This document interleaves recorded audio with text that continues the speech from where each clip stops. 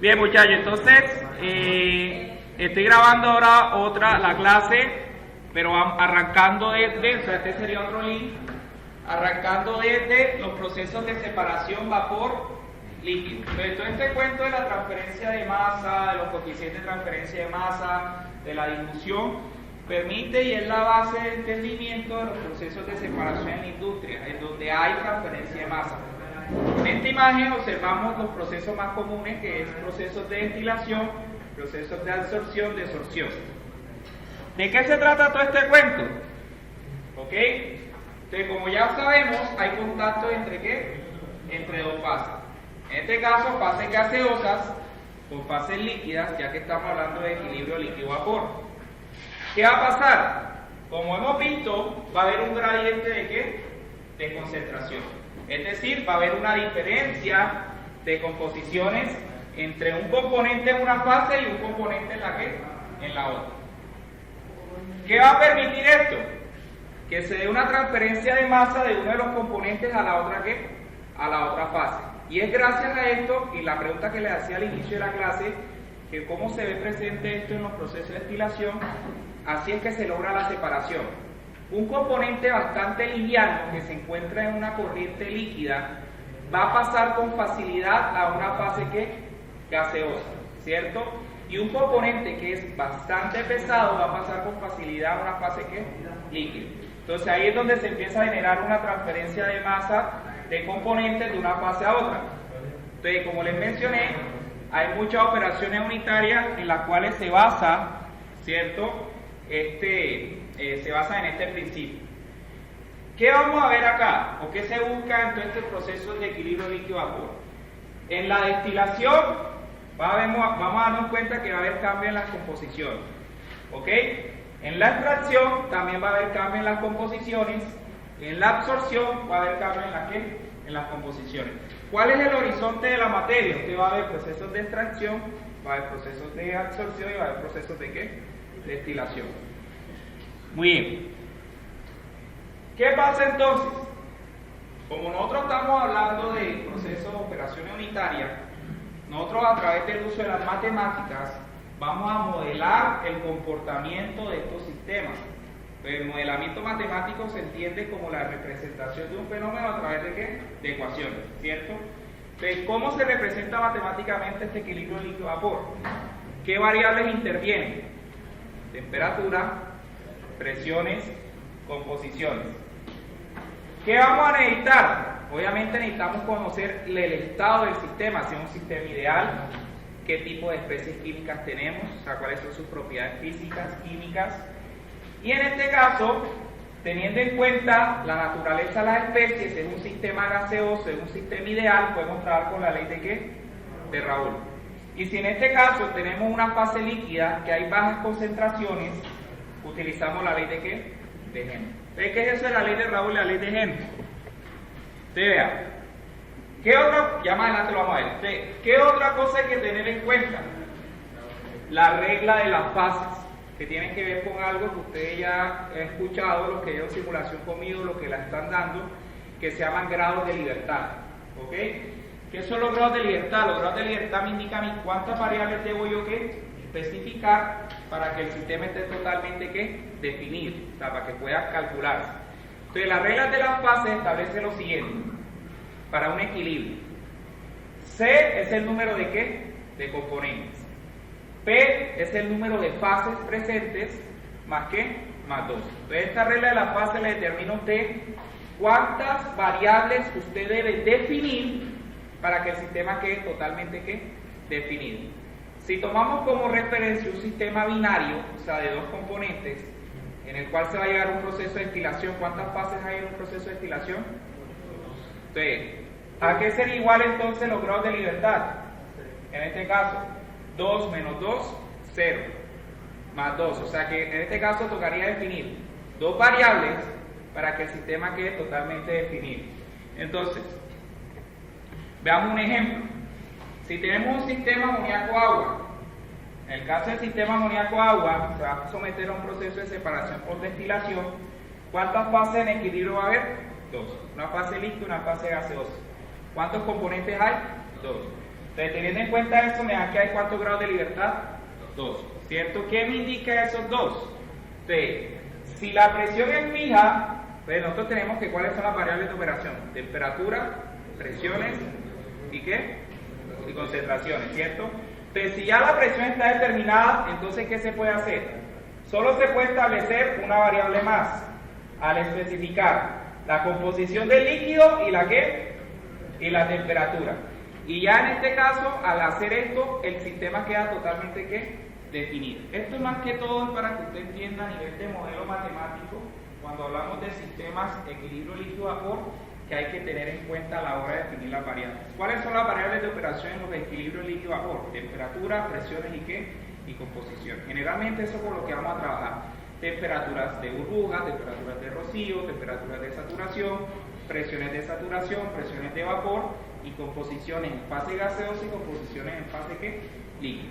Bien, entonces en este caso este es un sistema amoníaco-agua. Tenemos acá la concentración de amoníaco en la fase vapor y la concentración de amoníaco en la fase líquida. Ahí vemos para distintas temperaturas y una presión fija cómo queda determinado el sistema. Ok. Entonces ahora sí, ley de Raoult. ¿Qué establece la ley de Raoult? Entonces por allá hace un par de años, bastante hace años atrás, Raoult en su experimento, en su experiencia llegó a esta conclusión que dice: la relación entre la presión de vapor de cada componente en una solución ideal es dependiente de la presión de vapor de cada componente individual y de la fracción molar de cada componente en la ¿qué? En la solución. ¿Qué establece esa ley de Raoult? Para llegar a esa fórmula que está allá.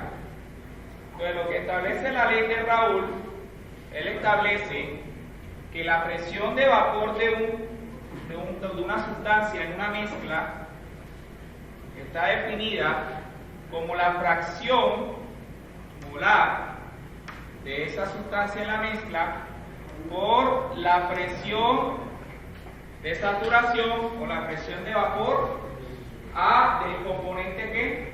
Puro a las condiciones que se encuentra la mezcla. O sea, me explico. Imagínense que usted tiene un recipiente y en ese recipiente usted tiene A y tiene B, ¿cierto? Tiene A y B. Entonces va a haber moléculas de A y va a haber moléculas de ¿qué? De B. Esa es una mezcla, ellas están mezcladas ahí en un recipiente. Ese recipiente se encuentra a una presión y se encuentra a una ¿qué? Temperatura, ¿cierto? Entonces, ¿qué es lo que dice Raoult? A condiciones de baja presión y de baja temperatura, la presión que ejerce la molécula de uno de sus componentes, en el caso de A, por ejemplo, la presión que ejerce A en esa mezcla es la fracción ¿qué? Molar del componente en la mezcla, ¿cierto? Multiplicado ¿por qué? Por la presión de vapor de A, pero como componente ¿qué? Puro, ¿cierto? ¿Qué es la presión de vapor? Recordemos estos conceptos previos. ¿Qué entienden por presión de vapor? Recordemos, ¿qué es esto? Esto que está aquí es presión de vapor a las condiciones de la mezcla. Presión de vapor a las condiciones de la mezcla. ¿Pero qué es eso de presión de vapor? Esto vendría siendo como la presión parcial o la presión del gas. Presión del gas en la mezcla. Presión del gas en la mezcla. ¿Qué es eso de presión de vapor? ¿Qué es presión de vapor? La cantidad presente en otro momento. Cantidad presente en otro momento. ¿Qué es presión de vapor? La presión que generan las moléculas sobre la interfase. Muy bien, entonces se define como presión de vapor si nosotros tenemos un fluido contenido dentro de un recipiente.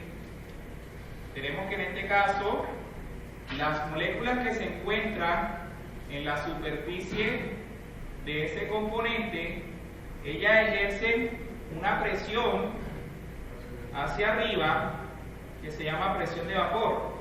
y es una presión que ellas están ejerciendo como una tendencia de las moléculas que se encuentran en la superficie para pasar a estado ¿qué? Gaseoso. Pero ¿qué pasa? Que aquí, sobre esa superficie, se está ejerciendo algo que es la presión ¿qué? Atmosférica. Entonces, ¿en qué se basa un principio de ebullición de una sustancia o una mezcla? Cuando la presión de vapor de la sustancia pura o de la mezcla es mayor, o sea, en este caso la presión de vapor es mayor a la presión atmosférica, es que se logra que se genere el proceso de ebullición, ¿cierto? Entonces, eso es presión de vapor. ¿Cómo se calculan las presiones de vapor? Estas presiones de vapor son calculadas a través de varias correlaciones, donde una de ellas puede ser la ecuación de Clausius-Clapeyron o la ecuación de Antoine, que establece que el logaritmo de la presión de vapor de una sustancia es igual a A menos B sobre C más la ¿qué? Más la temperatura. ¿Ok? Entonces, a través de esta fórmula, conociendo el valor de A y conociendo el valor y el valor de C, para una temperatura dada, usted puede calcular la presión de ¿qué? De saturación de una sustancia pura, y conociendo la fracción molar en la mezcla, poder conocer cuál es la presión de esa, ¿qué? De esa sustancia. Ahora, ¿qué establece Raúl? Establece que va a haber un equilibrio, ¿cierto? Y que ese equilibrio, la presión que hay en la fase líquida va a ser igual a la presión que hay en la fase ¿qué? Gaseosa. Entonces, en la fase gaseosa usted ya sabe de que la fracción molar en fase gaseosa viene determinada como la presión parcial del componente, ¿cierto? Sobre la presión ¿qué? Total, ¿cierto? Entonces, si yo de aquí despejo, me va a quedar que PA es igual a la fracción molar en la fase gaseosa por la presión ¿qué? Total, ¿cierto? Entonces, como estamos hablando del mismo PA, se igualan y me queda entonces la expresión que tenemos aquí, que conocemos como la ley de ¿qué? De Raoult, donde P es la presión total del sistema y P sub I sat es la presión de saturación del ¿qué? Del componente. Entiéndase como presión de saturación, es lo mismo que presión de ¿qué? De vapor, ¿ok? ¿Cómo se halla entonces esas presiones de vapor? Utilizando la correlación de ¿qué? De Antoine. Bien. Ojo, la ecuación de Antoine es válida para ciertos límites de operación, o sea, para ciertas temperaturas. Entonces, eso es lo que establece la ley de Raoult. Entonces aquí vemos, sea en fase líquida o sea en fase ¿qué? Gaseosa, viene representada como el producto de la composición o la presión de saturación. Sea fracción molar en fase líquida o sea fracción molar en fase ¿qué? Gaseosa, ¿cierto? Ahora, ¿qué va a necesitar usted para poder diseñar una torre de ventilación? Entender bien lo que son los diagramas de equilibrio, ¿ok? O diagramas de fase. Esto que está aquí es un diagrama de fase, un diagrama de equilibrio. Es un diagrama que se llama diagrama de temperatura composición. Usted en su curso de control de operaciones de separación difusional debieron haberle explicado esto, por lo menos dado una introducción a lo que es diagrama de equilibrio. Levante la mano aquí. ¿Quién no tiene idea de cómo se construye un diagrama de equilibrio de temperatura-composición o un diagrama de equilibrio? Levante la mano el que no sabe ni tiene la menor idea de cómo se construye. ¿Ya sincero? Ok. Creo que como más o menos está balanceado ahí. Entonces, este diagrama vamos a construirlo. Le voy a enseñar a construirlo, es un recorderis de cómo se construye. Ahora voy a centrarme a recordar cómo se interpreta. Esto que está aquí son las temperaturas de saturación. Y esto que está aquí es la concentración del componente más volátil. Siempre los diagramas de equilibrio, generalmente nosotros vamos a trabajar con sistemas binarios. ¿Por qué con profe? ¿Por qué no con sistemas multicomponentes? Porque ya eso es para tema de posgrado, ¿cierto? Y maestría. Realmente complejo. Entonces, ya en el caso de sistemas binarios, siempre lo construimos en base al componente más volátil. En este caso, en el amoníaco y el agua, el más volátil es el amoníaco, ¿cierto? ¿Cómo se lee esto? Párele bolas. ¿Qué me permite calcular este diagrama de temperatura-composición?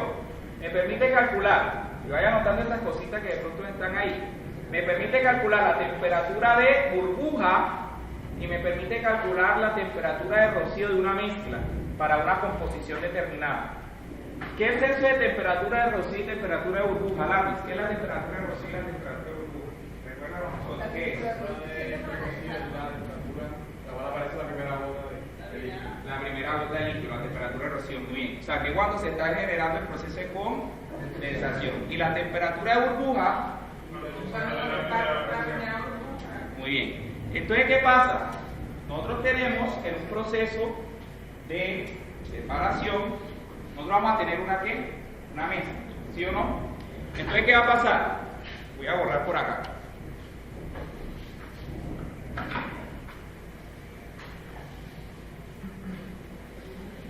¿Qué va a pasar? ¿Qué va a pasar? Lo siguiente. En una mezcla binaria, un sistema que está sometido a una presión total. La presión total de ese sistema, ¿qué va a ser igual? Pues a la presión que está ejerciendo el componente A más la presión que está ejerciendo el componente ¿qué? B. Entonces, ¿qué es la presión del componente A? Entonces, la presión del componente A viene dada por la ley de ¿qué? De Raoul. Entonces viene dada la presión total va a ser igual a la presión del componente A, que sería XA, con la presión de vapor del componente ¿qué? A, más 1 menos XA por la presión de vapor del componente ¿qué? B, ¿cierto? Profesor, ¿y por qué 1 menos XA? Porque es la diferencia de las composiciones molares, ¿cierto? Que es igual a 1. Entonces, si yo de aquí, ¿qué puedo hacer? Puedo despejar ¿qué? XA. De aquí, porque ahora son los que nos va a permitir construir el diagrama de equilibrio. De aquí despejo el XA. ¿Y cómo despejo el XA? Le aplico propiedad ¿qué? Le aplico propiedad distributiva acá. Entonces me va a quedar que la presión total es igual XA por PBA más PBB menos PBB XA. Agrupo los términos que tienen XA. ¿Cuáles son los términos que tienen XA? Este y este. Entonces, ¿qué me queda? Este que está aquí lo va a pasar al otro lado ¿qué? A restar. Entonces me queda que la presión total menos la presión de vapor de B puro, ¿cierto? Es igual a XA, factor común, que multiplica PBA menos PBB, ¿cierto? La diferencia entre las presiones de saturación pura de los componentes. Ahora, esto que está acá multiplicando pasa a dividir, o sea que XA es igual a la presión total menos la presión de vapor de B sobre la diferencia de las presiones de saturación pura, ¿cierto? Bien, entonces, esto que está aquí, esta formulita que quedó aquí, me va a permitir a mí calcular las fracciones ¿qué? Molares en equilibrio. Fracciones molares líquidas en equilibrio. Fracciones molares líquidas en equilibrio. Equilibrio. Profesor, ¿y cómo calculo las de fase gaseosa? Pues las de fase gaseosa, entonces vienen calculadas teniendo en cuenta que la ley de Raoul, ¿qué es? PA sobre qué? Sobre P, ¿cierto? Ya es igual a PA sobre P. ¿Pero qué es PA? PA es XA por la presión de vapor de A sobre la presión ¿qué? Total. O sea, que las fracciones en fase gaseosa vienen determinadas por la fracción de A por la presión de vapor de A sobre la presión ¿qué? Total.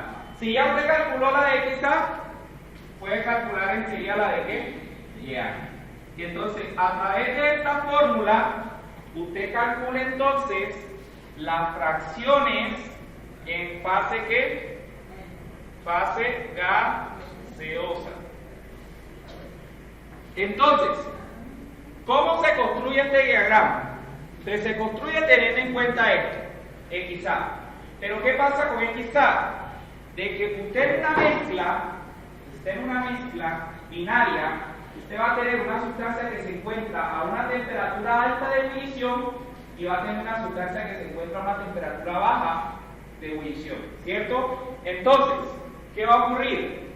Que usted va a tener, suponiendo el caso de un sistema de seno etano, vamos a poner etano-octano, el etano-octano.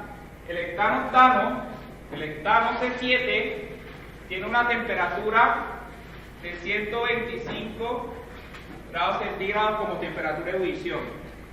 Y el octano, perdón, este es el octano. Y el hectano C7 tiene una temperatura de ebullición de 98.4 grados centígrados. Esas son las temperaturas de ¿qué? De ebullición. Entonces, usted a través de las temperaturas de ebullición puede sacar cuál es el componente más volátil. ¿Cuál es el componente más volátil? El hectano, ¿cierto? O sea que ya usted sabe que aquí en el diagrama de composiciones tienen que estar en el eje X, son las fracciones molares líquidas del ¿qué? Del hectano. Ahora, ¿cómo se calcula estas que están aquí y cómo se calcula estas que están aquí? Entonces, si se da cuenta, una línea corresponde a ¿qué? A las composiciones en fase líquida y la de arriba corresponde a las composiciones en fase ¿qué? Gaseosa. Entonces, ¿qué es lo que ustedes tienen que hacer? Si nosotros tomamos, ¿ya yo puedo borrar esta parte aquí? ¿Sí? Ok, esta que está acá. O sea, esto no. Entonces, si nosotros tomamos la fórmula inicial que teníamos acá, esta